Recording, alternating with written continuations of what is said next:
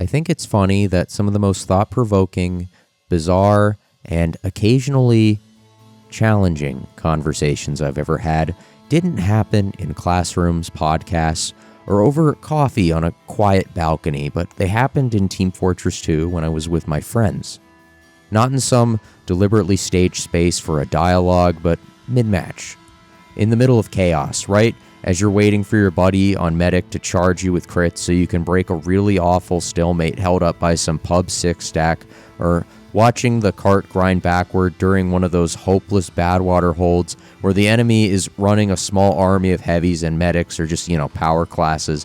They've got the third point locked down with the infamous third hold. You might know what I'm talking about. The annoying one where the dispenser is perfectly placed on the stairs to block spies, and the engineer is holding the second floor with teammates practically invincible because they can't get backstabbed or sniped, or, anything can happen to them. Of the circumstances within that strange lull of frustration during respawn waves or in the empty pockets of downtime between fights, watching some poor soul try to sap a pyro with less than an hour in the game, something unexpected happens. People start talking. And maybe small talk, not the weather certainly, not surface level filler. No, in these brief moments, people dive headfirst into subjects you'd never expect to come up with in the middle of a video game. Politics, philosophy, the purpose of life. It's absurd, sure, but it's raw.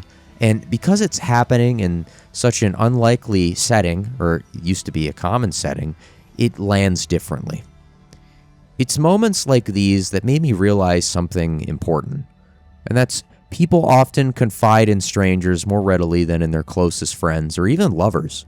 I remember one long Uber ride from an airport, what was hours of quiet roads and highway hums and a light conversation with the driver, and along the way he casually mentions that he might have accidentally killed his wife and he hadn't told anyone. And I remember doing a double take and thinking, what? Maybe he was making it up, probably he was to lighten the conversation. Would I ever know? No. I don't know his name any more than whatever it was 3 years ago when I was getting the ride, and I still think about this to this day because it felt really authentic. And I don't mean just like a quiet ride, just nothing, like for like an hour, and then he's like, oh yeah, by the way, I killed my wife, and then he just doesn't say anything for the rest of the trip. I've had more startling, honest conversations with strangers in taxis, at an airport, bus stops, than I've had with most friends. Strangers will tell you about careers they wish they'd pursued, the Bitcoin they should have bought back then, or regrets that not them in the dead of the night. These conversations aren't always so deeply personal, but they're revealing. They're cracks in the surface, through which something true will slip out.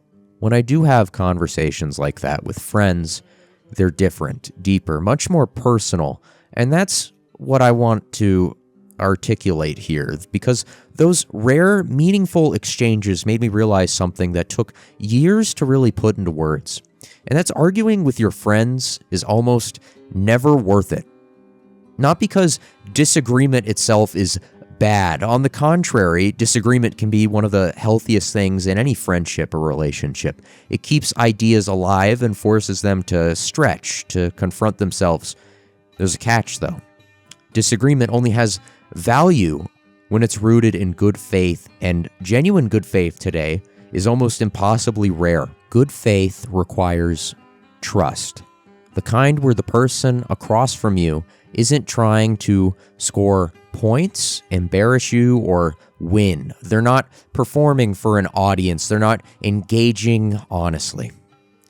Laying out what they believe and prepared to actually listen in return.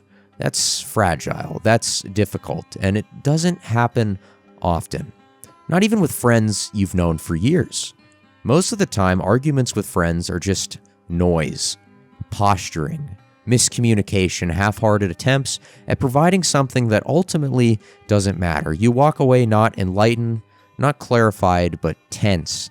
And if this becomes habitual, it erodes the friendship itself. You don't just lose the argument, you lose the warmth, the trust, that ease that made the friendship feel so effortless. Look back. How many of those arguments actually mattered? How many changed your lives, your choices, your understanding of one another? In my experience, it's basically none. You move on, and I mean this for those kind of friendships. You move on to the next game, the next map, the next night on call, and those arguments linger like smoke, and it suffocates if you keep breathing it in. It's so tempting. Paradoxically, when genuine good faith in these kind of conversations are present, when two friends drop their guard and speak without such fear of judgment, a conversation becomes transformative, and these rare debates aren't about winning anymore, but discovery, connection. And I've had a handful of these moments, and they echo years later to me. A dumb, ironic conversation about breakfast cereal that we were discussing as propaganda can somehow slide into something profoundly real, discussing loneliness, longing, and subtle fears we carry, but rarely voice. Suddenly, it's no longer an argument, it's confession, vulnerability, two people stepping past masks and seeing each other clearly for the first time in months. That kind of honesty is rare because it requires trust, and without it, disagreement collapses into hostility, pride, or posturing with it. Disagreement opens doors that would otherwise remain shut. Most friendships never reach that level, and that's fine. But it's crucial to recognize that most arguments aren't in good faith, and therefore they're rarely worth pursuing. Think of it like TF2 itself, right? A midfight. The game is chaotic, unpredictable, you have a plan, but no two fights unfold the same way. You can adapt, and just like in a match, not every fight is worth taking. Battles drain your resources, cost you your position, leave you weaker than before to move around. The smartest player knows when to hold back and disengage, preserve strength for fights that matter, and I think friendship works the same way.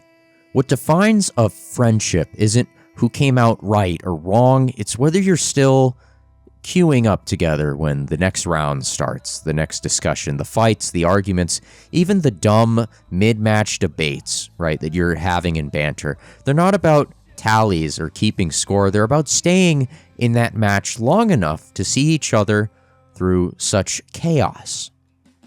Sometimes the fight is worth it, not because you win, but because you get something out of it. Like again, in a mid-fight, you push into an Iron Dome hold, not just to break it, but because the push itself keeps the game alive, and the chance of victory is closer. You might be able to get a med pick or pick the sniper with some sacks. It keeps everyone engaged, even the losing team. A good argument with a friend works the same way. If you both walk away having learned something, laughed through it, or just understood each other just a little bit more, then it was worth taking that fight and that risk. The trick is knowing which ones matter, because most arguments are just spam and a choke, right? They waste resources. They leave you so frustrated. They don't get you closer to the point, to the person.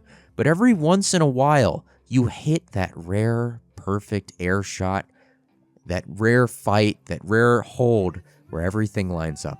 I always envision this as that perfect hold on Badwater 2nd. You know what I'm talking about. That one where like you have your team on the roof and you're defending, and the other team that's pushing is just consistently like even with your team. Everyone's having a blast. That trust, honesty, this good faith, right? And suddenly the conversation sparks. It stops being about just proving who's right and becomes a learning experience and seeing each other so clearly and vividly. That's the kind of moment you should push for. And as for the rest of them, I'd say let them go. Because friendship, like Team Fortress 2, isn't about flawless play as much as we want the muscle memory for it. It's about sticking around for the next round, about being there when it's time to push again for your team. Maybe the smartest move isn't silence. Maybe the smartest move is knowing when to hold fire and when to go all in for a sack. Because the fight isn't what matters. The fact that you fought together is. And as always, take care and beware.